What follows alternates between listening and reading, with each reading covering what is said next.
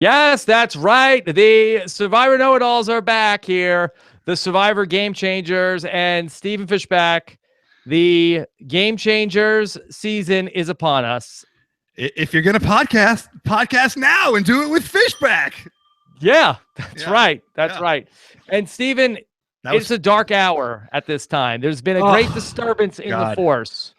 Look, we knew this had to happen, and yet still, it's like, what are the stages of grief? Because like I'm in all of them. All of them. Terrible. All of them. I have acceptance. I'm not at acceptance yet. No, bargaining. Anger. Maybe by the end of this, we can reach bargaining. But we've got a lot to talk through here tonight. Thank you guys, those of us who are joining us live here for the Know-It-Alls. A little bit of a later start time. Somebody had a life. Stephen Fishbach had to have a party with his friends. Yes, it was so fun. A bunch of big fans and a bunch of patrons came. I'm in Providence now. We had a great time, and really excited to be talking to you, Rob. You know, we're legitimate friends, but we rarely talk outside of the Survivor season. So as much as I enjoy talking about Survivor, it gives us an opportunity to hang out. For us that you have now publicly declared that we are friends, that you've been reticent to do this in the past. Okay? But let's not make it be about us, because we have a lot to talk about tonight in a historic night, I believe, in Survivor history, Stephen. Because at this hour, we are talking about Suri Easton. We're talking about Tony Vlachos going home back to back. And in my mind, those are the two faces of the big moves era of Survivor. And to lose them back to back in one night, I do believe that maybe this could be the first night of the end of the big moves era of Survivor. I think you're wrong. I think they just reaped what they sowed. I think, if you moves is done. I couldn't disagree more. I think you reap the big moves. You sow the big moves and you reap the big moves. I don't know. They got big moves.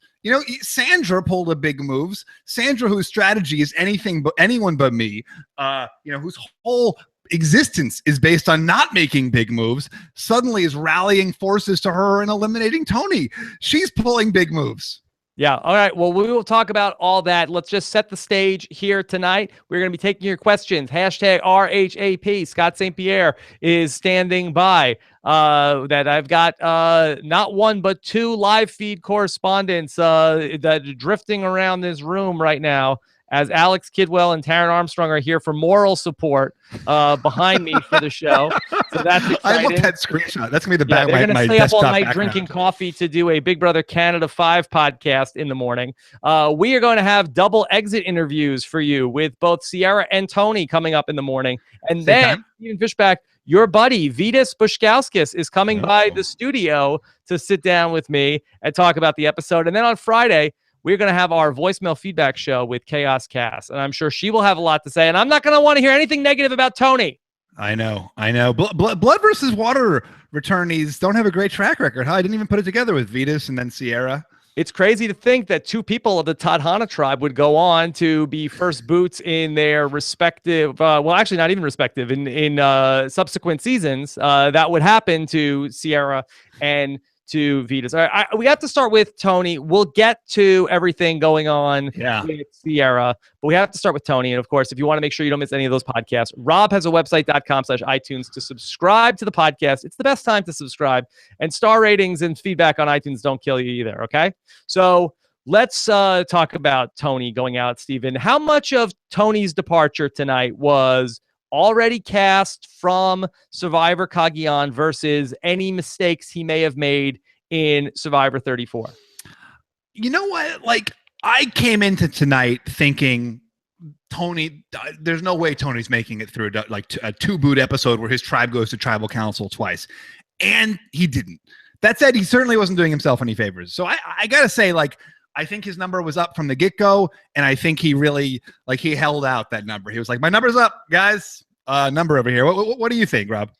I do think that Tony, he was in true Tony fashion, he was so up and down. Yeah. I thought that he was crazy to come out as hot as he did hey, everybody, I'm going to go look for the idol now. And then but he was playful. And I think that that was endearing in a way to people. And I think that he did ingratiate himself But I do think that the place where he ended up going wrong, I was so happy when about 10 minutes into the second hour, when Tony is talking about, okay, this is my new alliance. I've got Aubrey, I have Sandra, I have Malcolm, I have Caleb. I was Oh like, my God. great.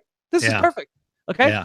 Yeah. I like this is let's do this. Let's do this. This is going to be fantastic. And like by the end of that commercial break, Tony and Sandra are going to be going after each other. Yeah.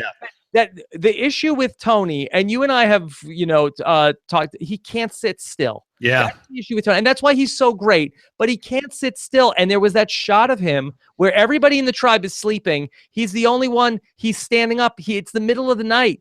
All he has to do is just go to sleep. But that's not Tony. And again, he's talked about this many times where, during the day, I'm running around being crazy. And then at night, my mind is racing about all the things. How do I fix the problems that I did? And, he just starts thinking about he needs to build this spy bunker. And he goes out in the middle of the night, not expecting Troy, Zan, and Sandra to be out there. And then it looks like that he may ultimately get the jump on them. I'm not sure why he confronted them after they had, I don't know, maybe if they had spotted him, but it seemed like he went on the offensive when that he jumped out of the bushes when they were talking at 4:00 in the morning. Well, that said, like if you see two people talking strategy and you walk over to them, I don't think that's a bad move. I think that's actually a pretty good move. They're going to be taken aback. They're going to stumble. I think that's a really good opportunity, especially like late at night, to actually gain a lot of information. The thing that I couldn't believe about that conversation, and like obviously we're seeing like, tiny excerpts of something that happened over, a longer period of time, but like why are Sandra and Troy giving him the worst lies in the world? What? Oh, we were talking about the waves. Oh, we came over here to talk about the crates. Like, obviously, Tony's not going to believe that. Like, it was fine. It was fine. They were talking about that. Troy's, and I believe his exact words were, "Should we worry about Tony? No, nobody's going to go with him." Right. And I thought, why can't you just tell that to Tony? Like, say it to Tony. Like, about how nobody's going to go with you. How we thought you were going to be a threat, but you're not. Yeah, like the badness of their lie, like I think anyone in Tony's position would be like, oh my God, these guys are out to get me. I got to make a move. I mean, here's what I want to run this by. Here's my theory about Tony. I think Tony was so overhyped as Tony, the guy with the llama voice and the guy with the idols and the guy with the spy shack, that he came into this season almost like feeling like he needed to like be Tony, play the role of Tony. And it kind of reminded me of Coach in Heroes versus Villains, where like before Heroes versus Villains even started, Coach was like, I'm going to call Courtney Nineveh and I'm going to call JT Sir Galahad. Every single person on Heroes versus Villains, Coach had their Arthurian name ready to go. He went in more to play the character of Coach than he did to play the game of Survivor. And I kind of got a little bit of that with Tony tonight. The spy bunker, the most ridiculous Survivor hole since Rupert's Shelter and All Stars. Like this was, I mean, so silly. In no situation is, how I can't even imagine this working. Like right by the water well, a giant hole in the ground, and Tony's under it. Like, right. That being said, Stephen, that what did not work is also what makes Tony great. At the same time, like it's two sides of the same coin. Well, that's what my theory is that like he got so fixated on the window dressing of like I got to get the idols, I got to make the spy bunker.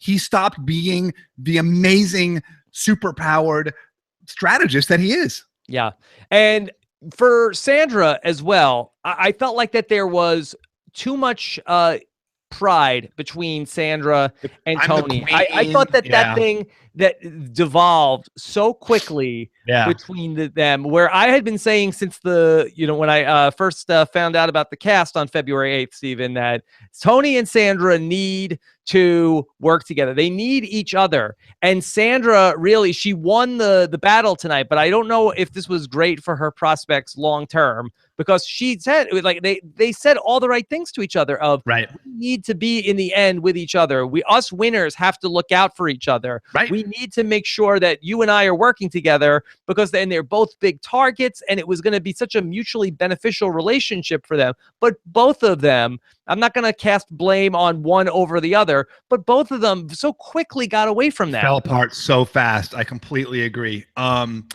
And I think you're right to identify it as sort of this like mutual pride thing where, Sandra really needs to be the queen, but like Tony's kind of like he's the Tony, and he wants to be the king, but like really like in a way, just being like such a big character, he's got his own like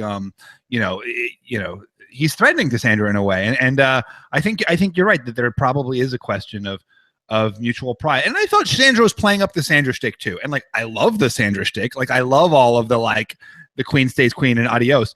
But she said that 3 times, she said that at all of her voting confessionals. And I think in an earlier confessional as well. That's 3 times we saw. Like, who knows how many times she actually said that. So as much as I loved it, I'm like, if you're trying to create your own catchphrase, you're playing the character more than you're playing the game.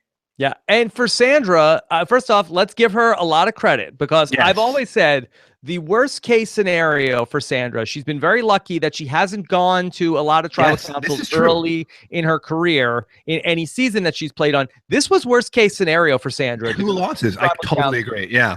Yeah. Early on in the game, she survives both of them. And I have to be honest, I thought she was going out at the second tribal council. I was surprised to see the votes be Tony. And I think that, like, it's to your point, that's a major feather in her cap that, like, everyone has always said about Sandra. That's been the sort of detracting remark, like, oh, of course she lasts because, like, she's on these tribes that win. Here she is. She's on a tribe that loses twice. She's on a tribe that loses very narrowly too. That last loss by was like seconds away. Thanks to Malk. They should have lost by like 45 minutes and ended up making up a lot of ground at the end. I don't know why Michaela was feeling like she needed to get in there after Malcolm brought them back from the dead in that competition, but we can get into that later. But I thought that Sandra got away from herself in that second vote, Stephen, where the Sandra game has always traditionally been anybody but me. And in that second vote, she was, it has to be Tony. It has to be Tony. And we've seen her in the past with it needs to be Russell. It needs to be Russell. It needs to be Russell. But at the point where it is not Russell, she's able to, back off a little bit. I didn't get the sense that she was going to back off of Tony. But to be fair, Tony is targeting her at this point. To be fair, like, I think the chronology, and I had trouble totally parsing the chronology, and maybe by tomorrow it'll all make sense, but it's a real Greedo Han Solo situation. Yeah, like it really is. But I think that, like, Sandra's perspective was, first, like, Sandra's like, I got to get Tony out because he's being a jerk, and then Tony's like, well, I got to get Sandra out because she's coming for me, and then Sandra's like, I got to get Tony out because he's coming for me. But to be fair to Sandra, it did seem like she was reacting to Tony targeting her. I thought it was that Tony got in Sandra's face and was too confrontational with her. So that was bad on Tony. And then Sandra said, you know what? I'm not having this. I got to get rid of Tony. I can't stand him. Then she started, Jeff Varner even commented like, wow, she got a whole 5-person alliance together in 15 minutes. Jeff Varner was great tonight, by the way. Jeff was great. He was great. I forgot in a year how good Jeff Varner is. There were so many people. I was like, oh my God. Like, I mean, we'll talk about her later, but Sari, my God, Sari. Yeah, it was great.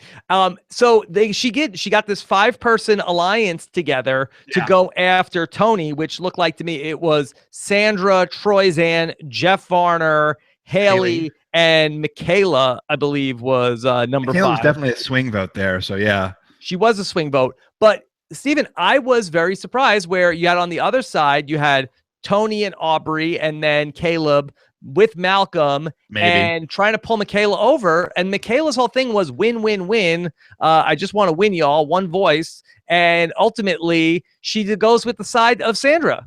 I wondered how much. So I want to talk through this because it was very confusing to me too. Because there's a very clear and compelling argument for those 5 people to actually vote out Sandra there, and they all made the case very lucidly. So I'm wondering, like, if it was like a true decoy, like everyone kind of had that feeling of like, Tony's driving us all crazy. He's running in circles. He's digging holes in the sand. Like, we just need him out for peace of mind so we can move forward as a tribe together.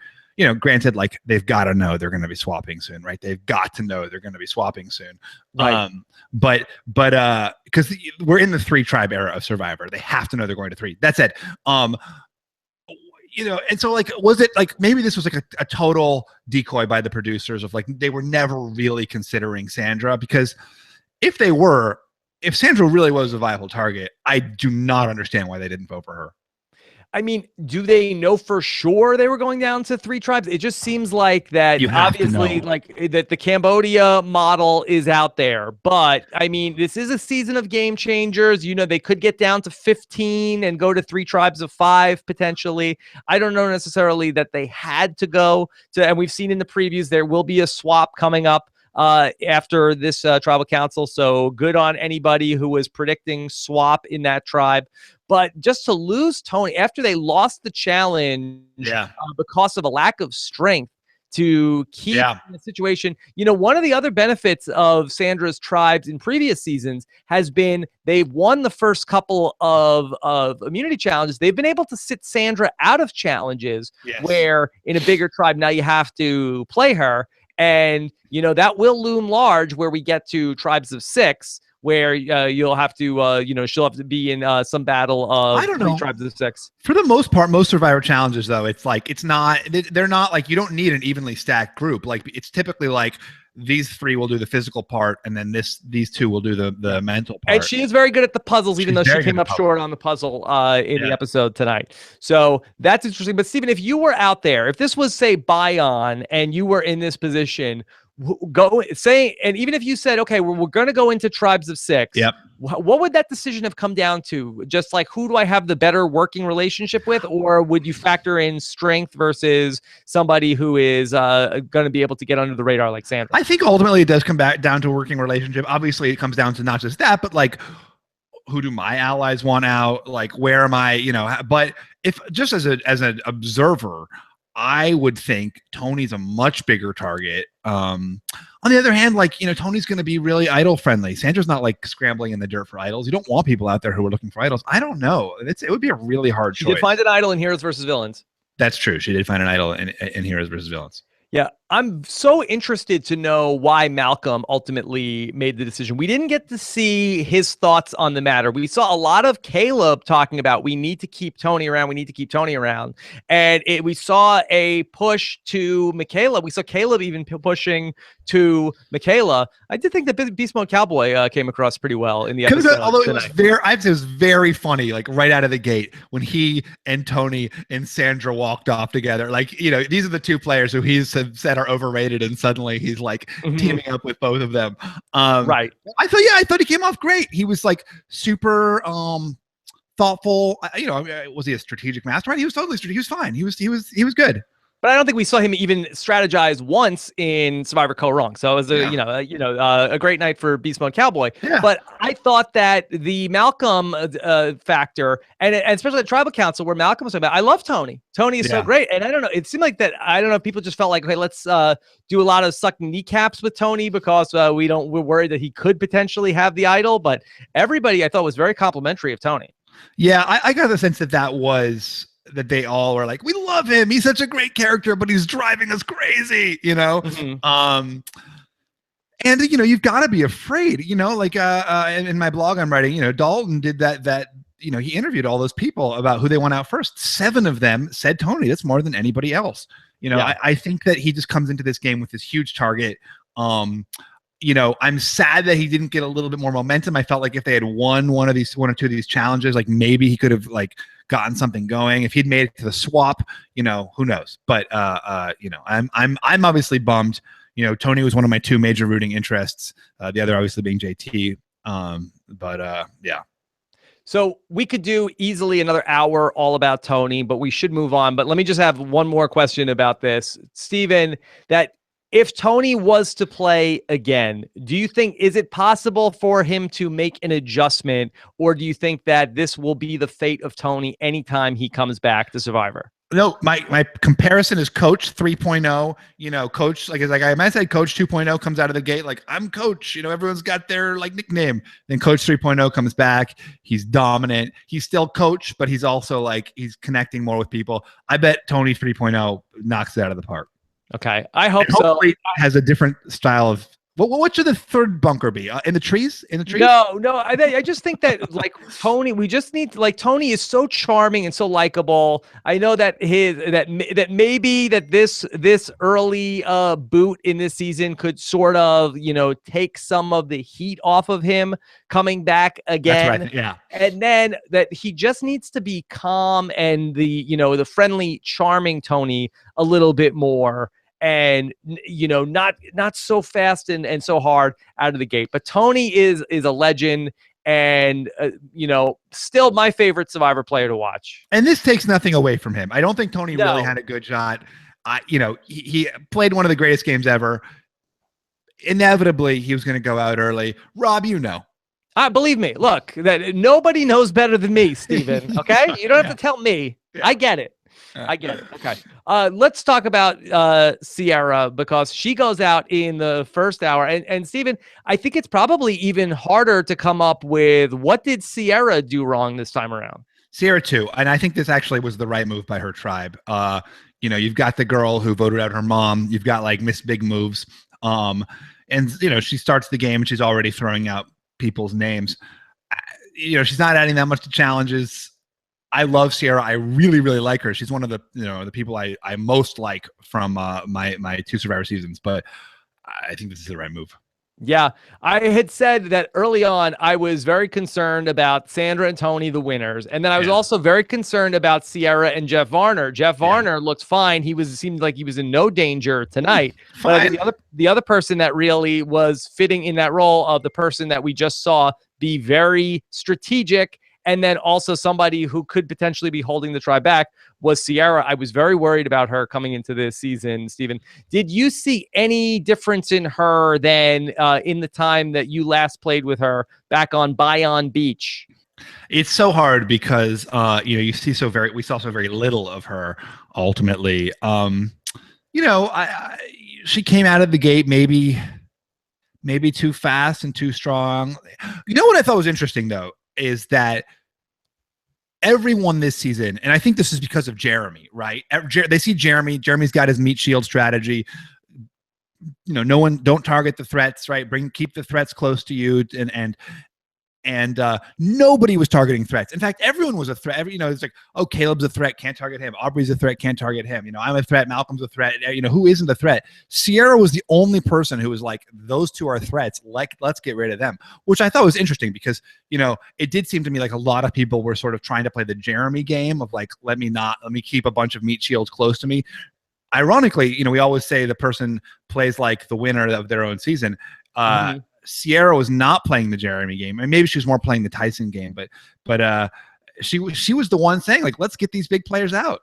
Something interesting that I noticed with Sierra, and I also thought that Cirie did it, and I think it tends to be a thing that does not go over well in these all-star seasons, especially in the early going. But I think that the idea of a almost like a public, like in a group of like 5 or more talking about who the vote should be. Yeah. That does not go over well. I was surprised to see Sierra do it. I was even more surprised to see the conversation that Cirie was having with Ozzy in front of everybody. Maybe she just couldn't get Ozzy alone and have any alone time with Ozzy, and she felt like she needed to have that conversation with him quick.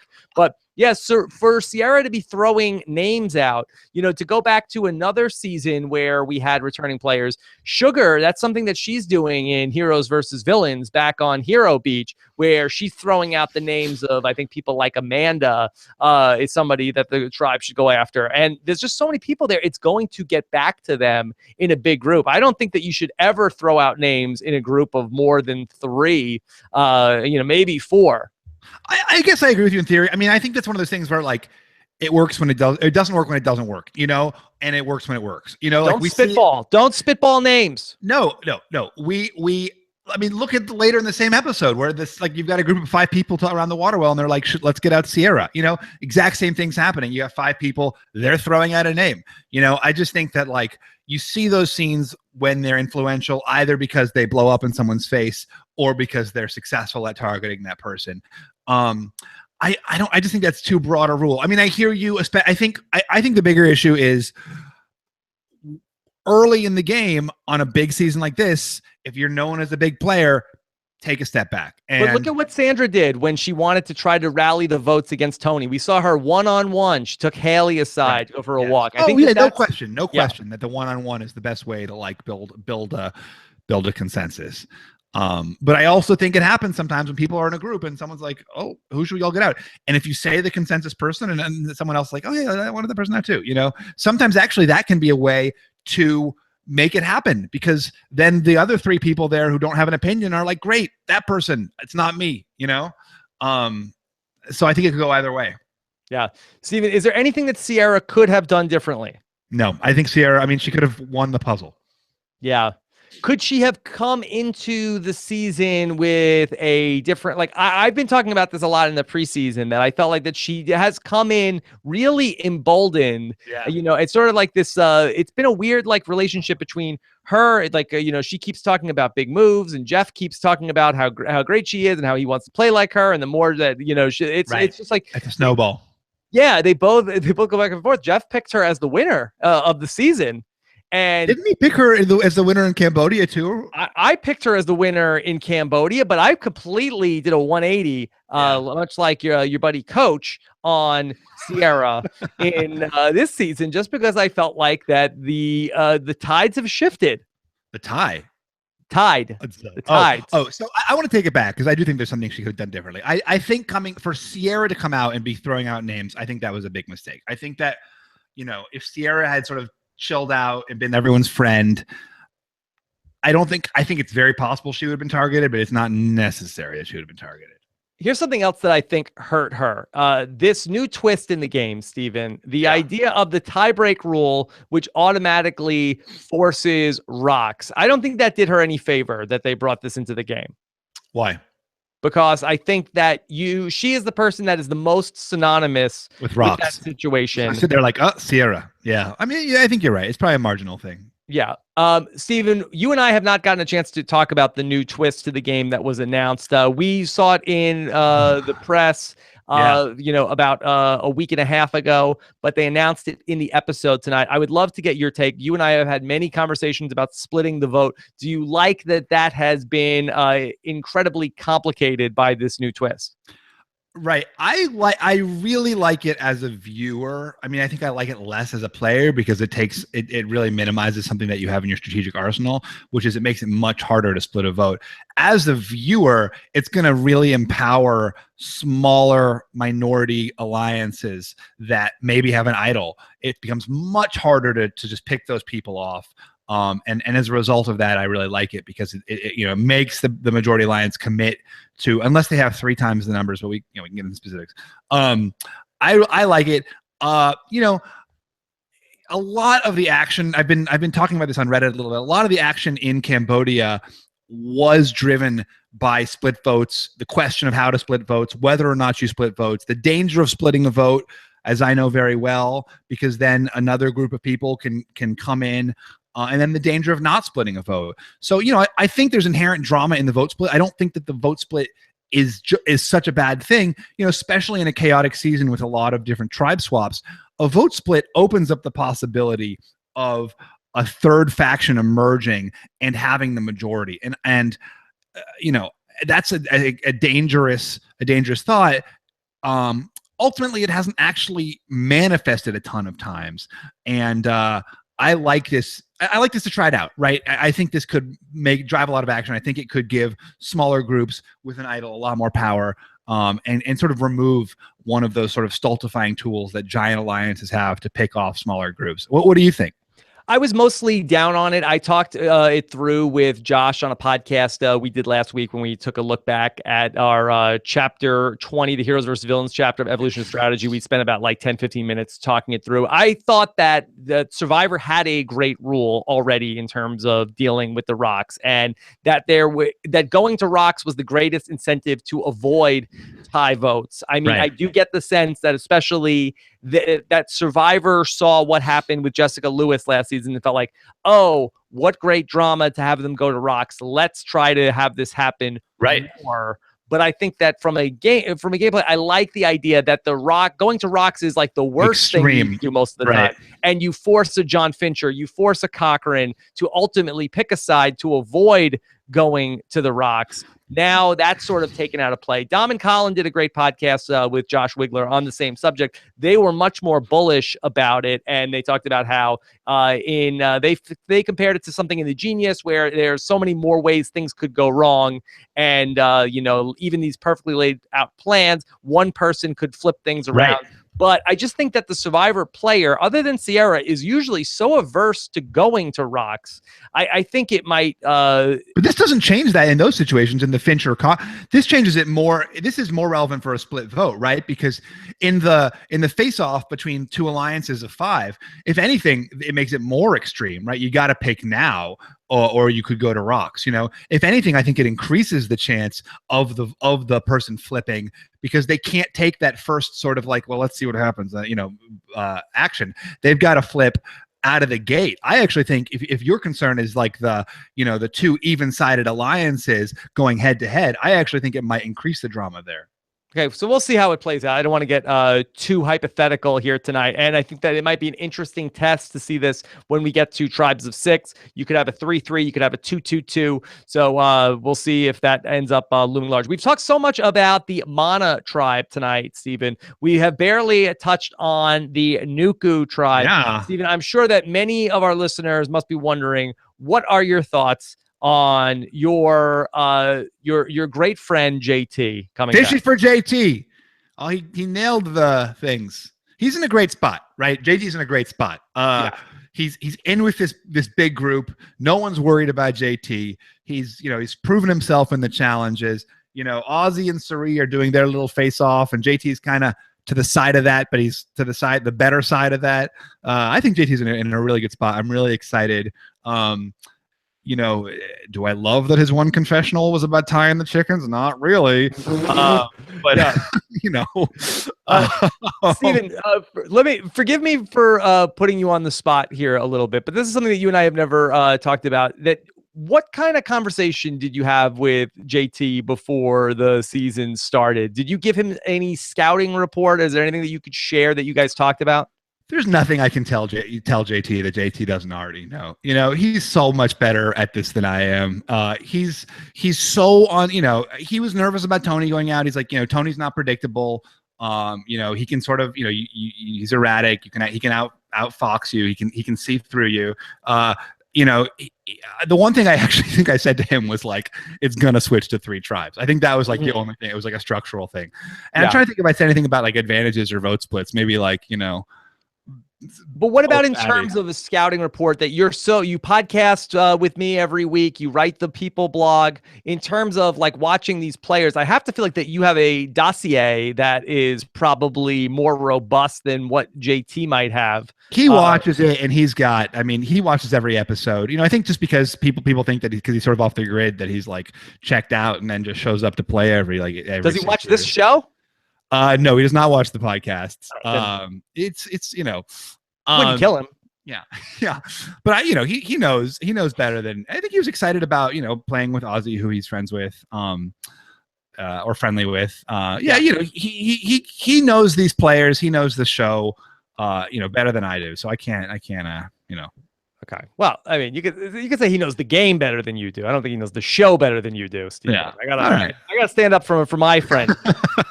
You know the show way better than he does. Yeah, maybe so. He knows the game better than you.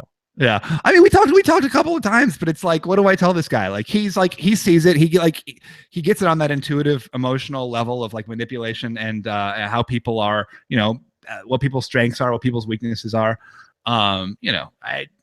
Okay. I want to go back to JT, and I want to talk about that. We touched on very briefly the Ozzy, Sari, JT triangle, because when we did all of these profiles of the different players coming into the season, I was very worried about Sari for 2 reasons. I felt like here's Ozzy, who she had bad blood with in Fans versus Favorites, and then you had JT, who she had bad blood with in Heroes versus Villains. But it almost seems as though if there is any issue at all, we didn't see it. It's completely on the back burner between JT and Sari, but it was Ozzy and Sari was a lot of the talk in this episode, which is crazy because JT really screwed Sari much worse than Sari screwed Ozzy.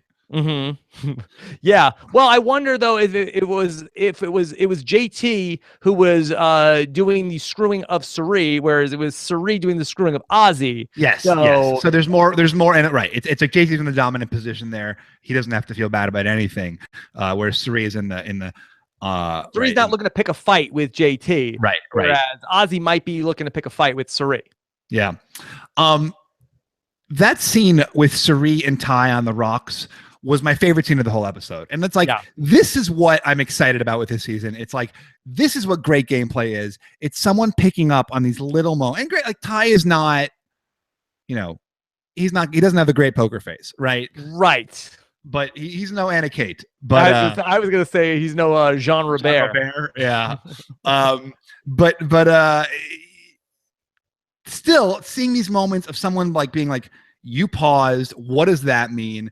Here's how that's relevant. Like, that's really good Survivor gameplay in my mind. And like, that's what I'm excited to see. And I don't need to see any of the like shenanigans. It was so fun to see. Is it Suri or Shuri? Shuri.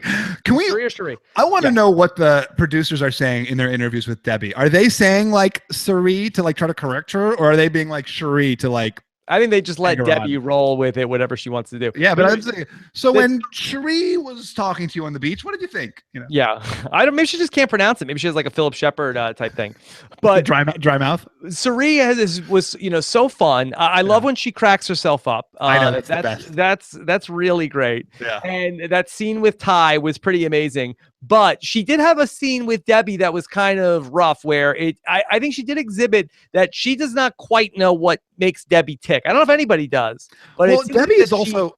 Oh, go ahead. Yeah, I thought that she did not appeal to Debbie in the way that you might want to appeal to Debbie. Well, we talked about this actually during Co Wrong, which is that Debbie is much smarter than people give her credit for, right? She's much better than, I think you see Debbie and you're like, oh, she's the wacky one. She's the kooky one. She's the Philip.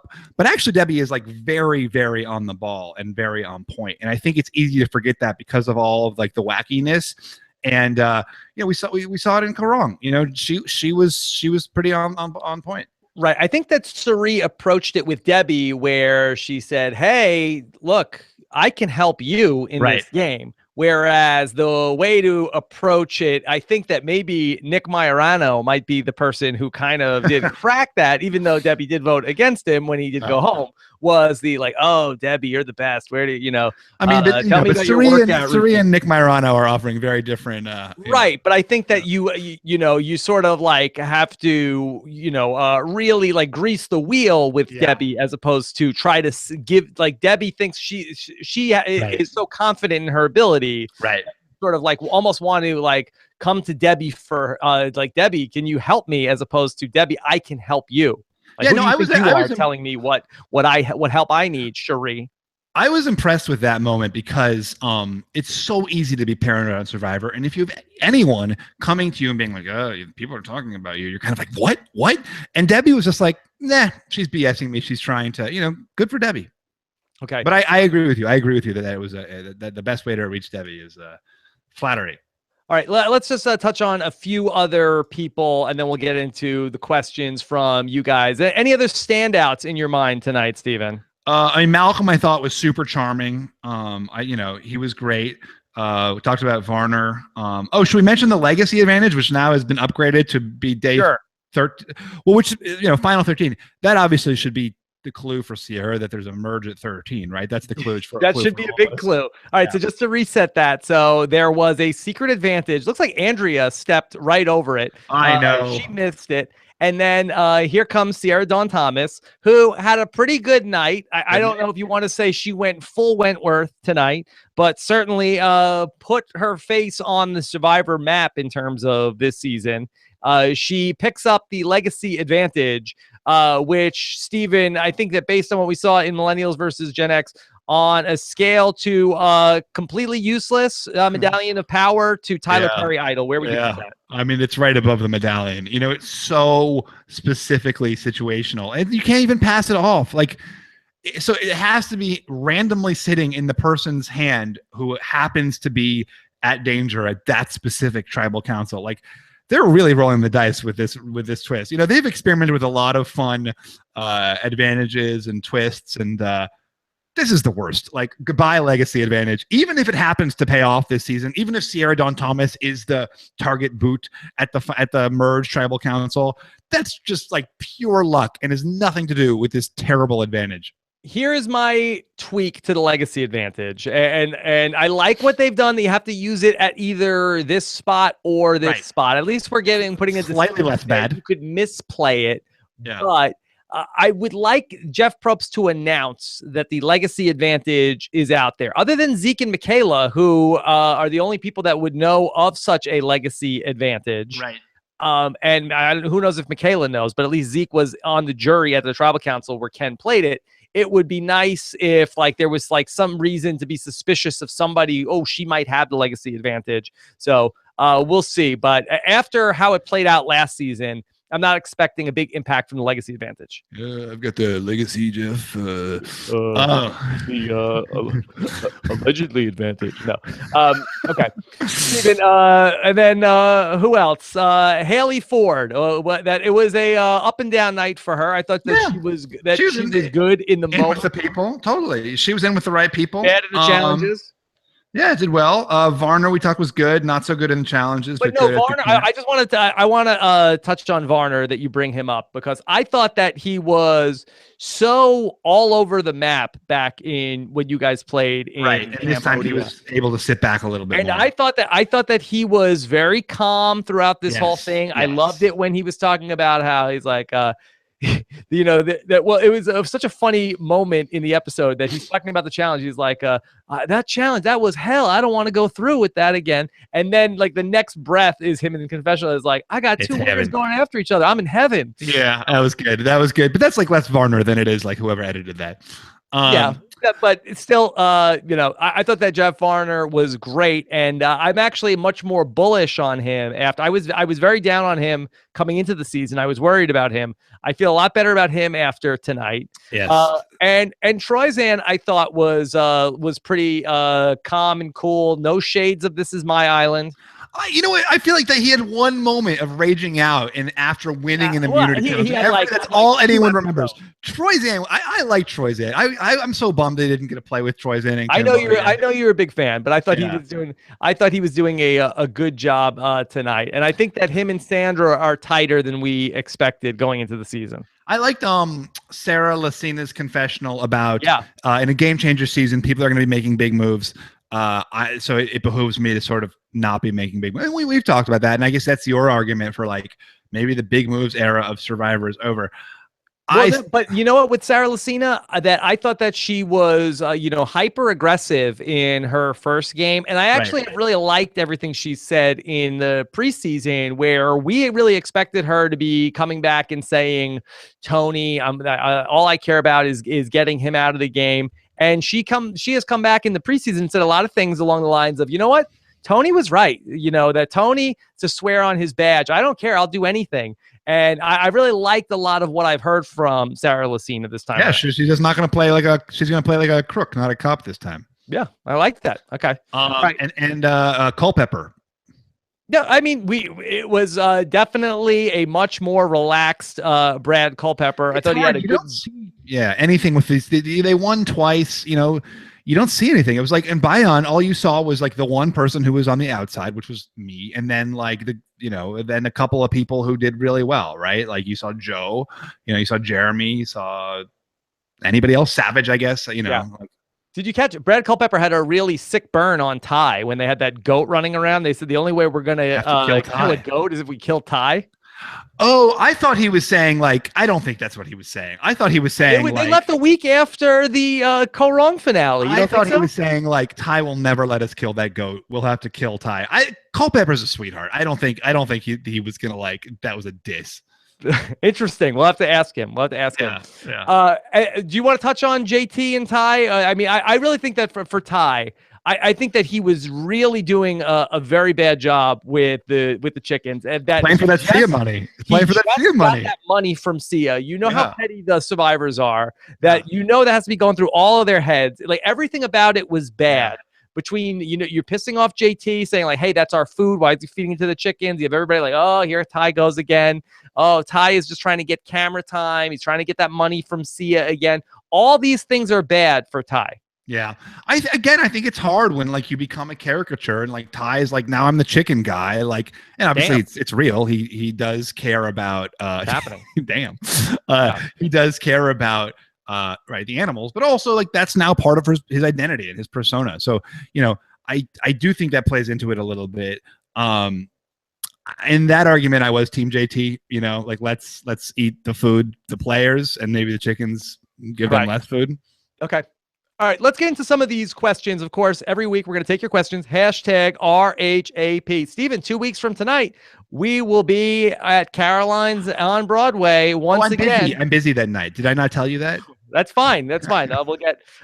We've got plenty of replacements ready to go. Oh, okay. I was joking, me, looking for your job. Not what I was expecting. Now my feelings are hurt. Okay. All right. Yeah. Okay. No. I'm really excited. It's gonna be a great time. All right. Questions. Ali Giancola wants to know. Ali Giancola. I'm sorry. The great Ali Giancola. It doesn't say that. It just says Ali. Was the edit misleading? Seems like we should have had at least an idea a Tony Aubrey vote split was an option. Yeah. Well, it's interesting. So this is the first time we get to see the new vote split rule in action. We had a tribe of 9 voting. I think, what did they do? They put 2 votes on Aubrey. And one of which was Tony's vote. So I guess, yeah, that's interesting. So how would this have worked, Stephen? So was it a 7? So let's say Tony didn't put a vote on Aubrey. Okay. So let's say Tony did have the idol. Okay. So they put 7 votes on Tony, 1 vote on Aubrey, and then Tony votes for Troyzan. Okay. Or he votes for Sandra. Okay. So let's just say hypothetically we play this out. Tony plays the idol. Now Tony's 7 votes get canceled, and now we have a 1-1 tie. We go to rocks. Well, first there'll be a discussion, right? So I'm sorry. Are you saying Aubrey? So Aubrey and Tony don't vote together then in this scenario? I believe Aubrey voted for Tony. Yeah, I think Aubrey must have caught wind of what was going on. So I'm not going down with the ship. But in your hypothetical scenario, Aubrey is voting for Tony. Tony is voting. Let's say Tony had the idol and didn't tell Aubrey he had the idol. So Aubrey votes for Tony. And then everyone votes for Tony except whoever Tony voted for. Oh no, Aubrey has 1 vote too. So basically, then it's a tie between, and then you sort of have that chatter time like you did at the final 6 in Cambodia, where they talk, and if they can't come to a unanimous decision about who they want to vote out, right? And the people who are not participating in that are the people who are voted for. Yeah, so that's in that hypothetical situation. This is so much fun. Okay, so it's 1 vote Aubrey, 1 vote Sandra. Hypothetical situation. Tony just played the immunity idol. Why would Tony agree to the unanimous decision to vote out Aubrey? He's like, no, I want you guys to go to rocks. That's it. Right. That's fine. Totally. And I think that's exactly right. I think that's the situation that they're hoping for, right? Which is that this little faction of 2 is able to outfox a giant faction, create great rock draw drama, and then you keep that faction of 2. So it's not like the big alliance just chops down the little alliance. Okay, it'll be exciting to see how it plays out. Okay, let's take this one from Laura Survivor, who says, did Sandra come out swinging a little too hard, or did she need to, knowing that she's obviously a much larger threat? Do you think that Sandra should have backed down a little bit? Again, it's hard because, like, if someone's targeting you, like, what are you going to do? But I mean, I do think, like, if I could choose for Sandra, yes, I would like her to have played a little bit less out there. But like, if someone's coming for you, like, what are you gonna do? Be like, still got the anybody but me strategy. She was coming for Tony before Tony was coming for her. I would have loved to have seen her and Tony have a conversation and said, let's not do this. Let's not do this, and have one of us go out, and then now I have to be, if I don't hook up with JT, I'm the only winner that's on my own. Yeah, and I would have loved for a lot of things to happen differently in my life.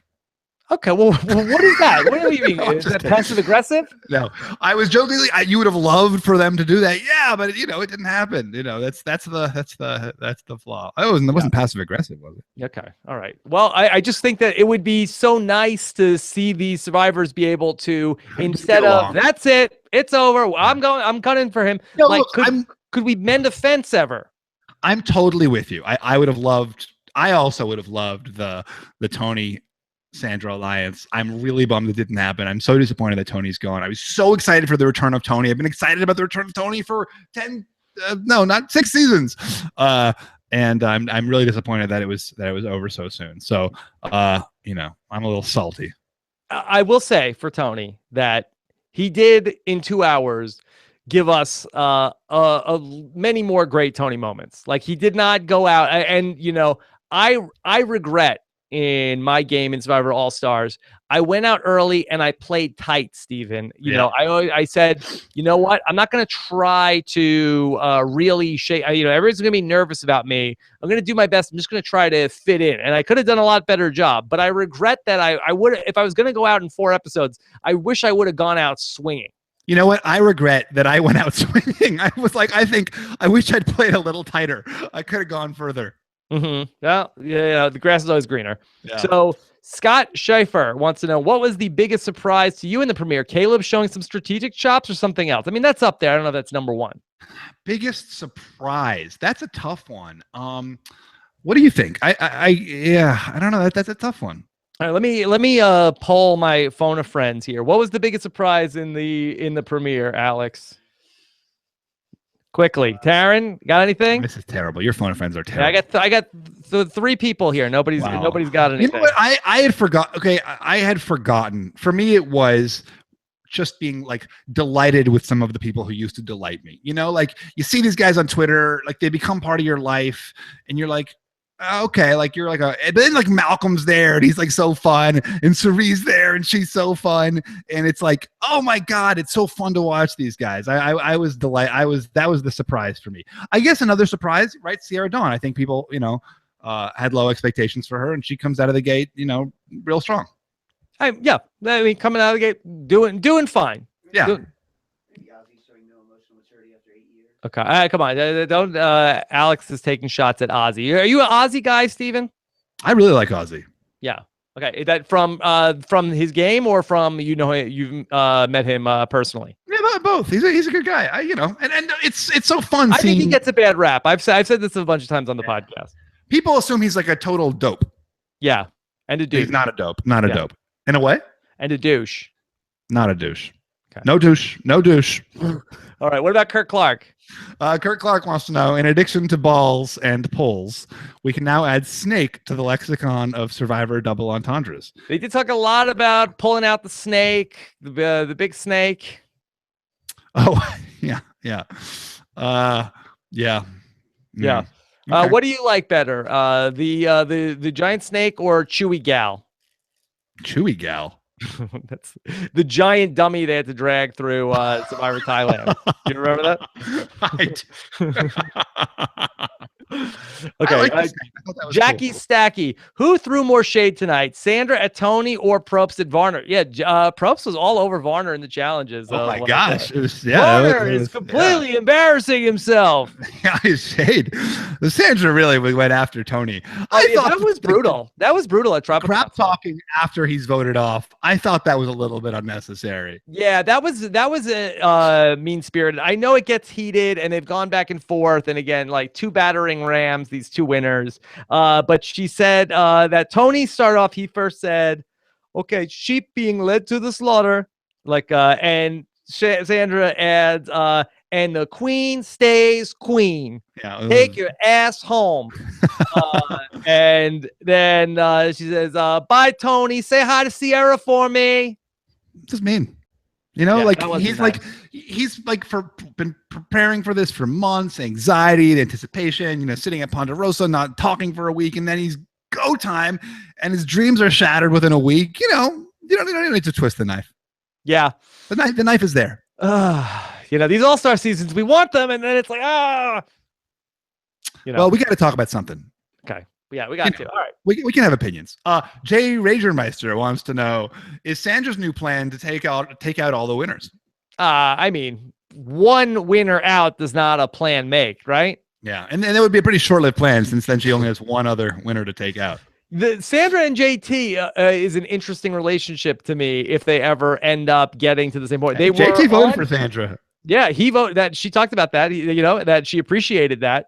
But I don't get the sense they have much of a relationship outside of that. But they were on the same beach in Heroes versus Villains, at least for 3 days.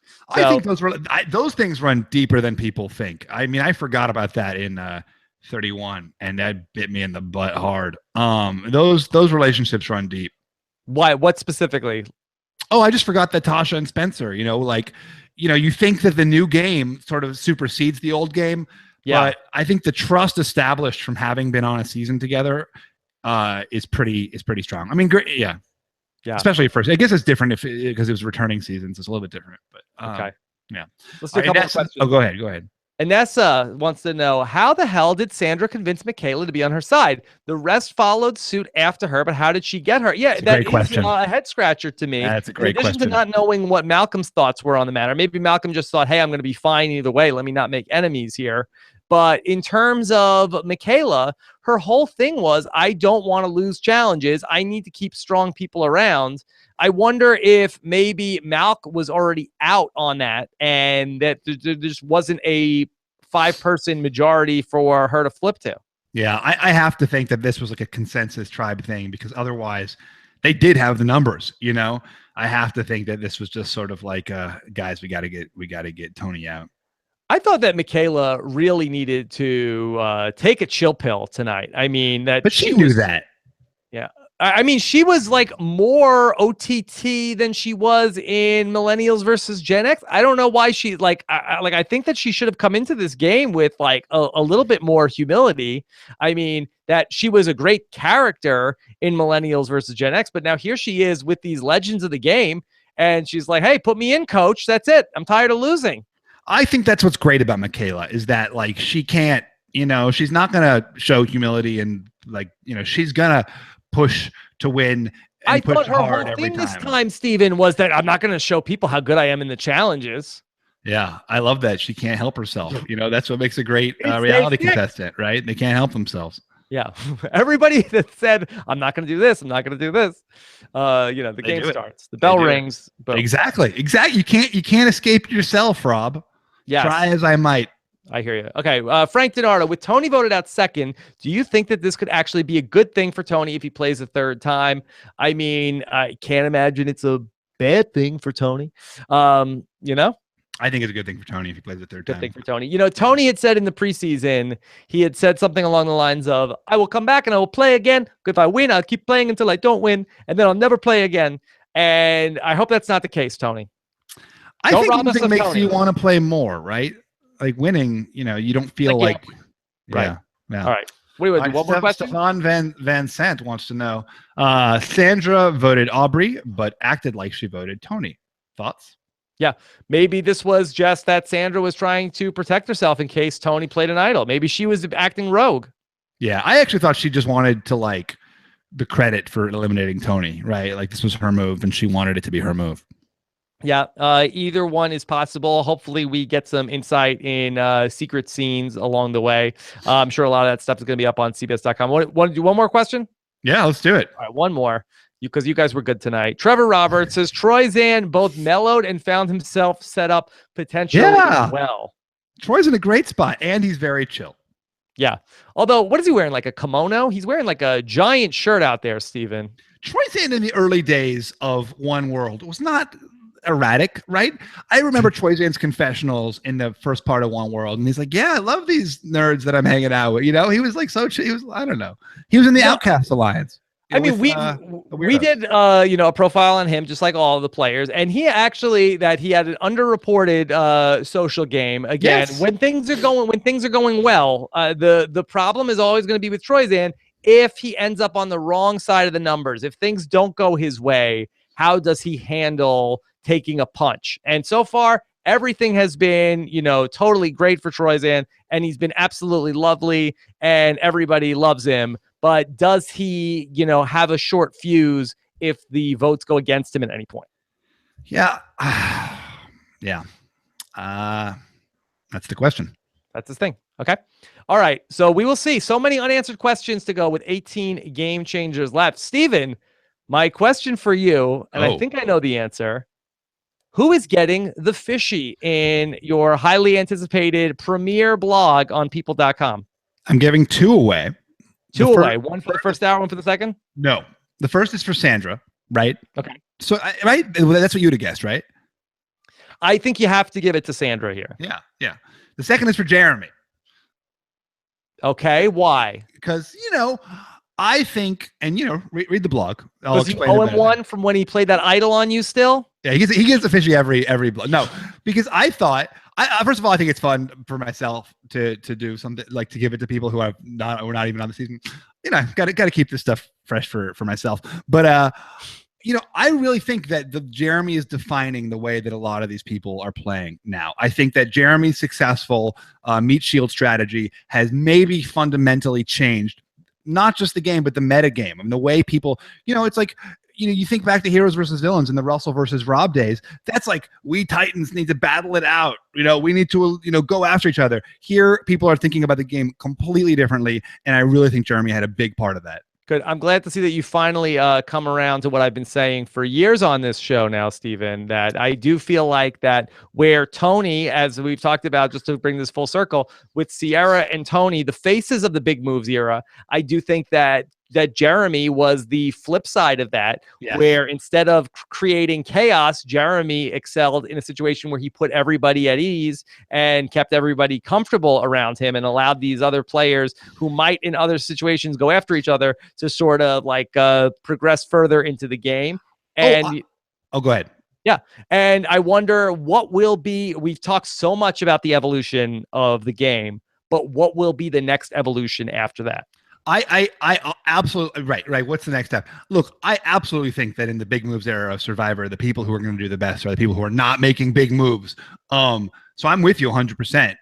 Big moves era, wonderful television. I don't think it's going away. I think if you think it's going away, you got to listen to what these folks are saying. You got Ozzy out there, game changers. We got to make big moves. You got how many people out there? Sierra. I got to make big moves. Like everyone out there, even this season is saying that. I just think it really favors the 2 or 3 people who are saying like, you know what, I don't have to make big moves.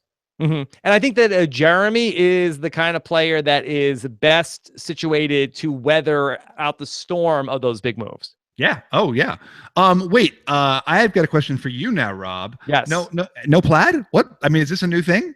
No, it is not a new thing, Stephen. I am in mourning tonight after the loss of one of my all-time favorite Survivor players, Tony, going out. So I didn't pick it up. I am in mourning, and I'm very sad. Sad to see Sierra go as well. But I really had my heart set on many months of Tony on my TV. And that has been taken from me, and I understand I'm going to be mature about it, but I'm very disappointed, but happy to have had at least 2 hours of Tony tonight. Yeah, it was great. It was great. Gone too soon. Yes. And he's still the best. Okay, everybody, how about that? Still the best.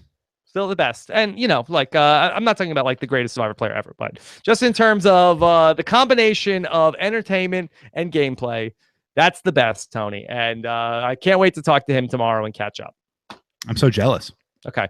All right. Well, so Stephen, this was so much fun to catch up with you as well. Yeah. Looking forward to doing it again. I feel like that let's do it again. Let's do it next week. Same time. Yeah, let's maybe keep a little earlier. Yeah. Let's keep it going. Yeah, we'll do it 1 hour earlier and maybe even a little earlier than that. So that will all be next week on the podcast. Make sure you subscribe. Rob has a website.com/iTunes for the subscription link. Don't miss Stephen's People blog so you can read all about Jeremy and Sandra getting fishies. Follow Stephen Fishbach on Twitter @Stephen Fishbach. That's spelled like the animal and then the composer, Fishbach. Okay. And then also we will have my double exit interview, Tony and Sierra. And then we will also have my sit down with Vitas, who will be here in the studio with me, and get your voicemails in for the voicemail show. We're recording it on Friday with Cass. Go to robhasawebsite.com/voicemail or 323-282-RHAP. Taryn, do you want to plug the Big Brother Canada preview show you guys are doing in the morning? Yeah, just walk over here. Yeah, they're releasing the second half of the Big Brother Canada cast tomorrow morning, and we're going to be talking about it at 8 o'clock. I don't even know if we're doing it live, but the podcast will be out very, very soon afterwards. So, all right, Steven, are you jealous of this? Yes. Yes, and be on the lookout for the second half of my Big Brother Canada 5 interviews from Sequester, my pregame interviews with the Big Brother 5 Canada cast. Half Is are it up all on. stars? Yeah, it's fans versus favorites apparently. Oh, it's half and half. who's on it? Who's the We'll favorites? talk about it. We'll talk about it after we get off. The Survivor fans don't want to hear this. No, I Josh don't. Wiggler will Either. be in the fetal I also position. don't want to hear about it. All right. So be on the lookout for that. RHAPswebsite.com. Thanks so much to everybody who joined us live. I know it's late. Thanks, Scott St. Pierre. And can't wait to get back into this. Take care, everybody. Have a good one. Bye. Bye.